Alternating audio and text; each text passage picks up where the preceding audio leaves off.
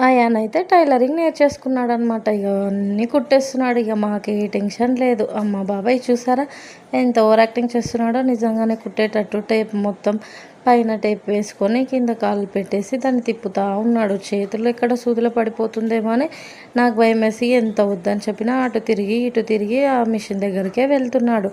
నిజంగా అబ్బా! అసలు ఒక్క బ్లౌజ్ కుడదామని ట్రై చేస్తే 2, 3 అవర్స్ అయిపోయినా బ్లౌజ్ మాత్రం కాలేదు. కాళ్ళు కూడా నొచ్చాయి. నిజంగా అసలు మనకు ఆ బ్లౌజ్ కావాలి, అలా కుట్టండి, ఇలా కుట్టండి అని టైలర్స్ దగ్గర చెప్తాము. అమౌంట్ చెప్పేసరికి ఇంత అమౌంటా ఈ బ్లౌజ్‌కే అని అనుకుంటాం. కానీ నిజంగా అసలు మిషన్ కుట్టే వాళ్ళకే తెలుస్తుంది ఆ బాధ.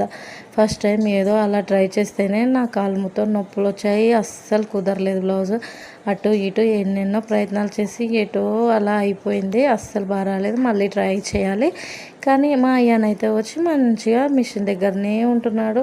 ఆడుకుంటున్నాడు. ఇష్టం ఉన్నట్టు తొక్కుతున్నాడు. ఏం చేయాలి? ఏది ఉంటే అదే పిల్లలతో అలాగే ఉంటుంది. చూసారా ఎంత తొక్కాలని ఉందో. కాలు ఫుల్ నొప్పొస్తుంది.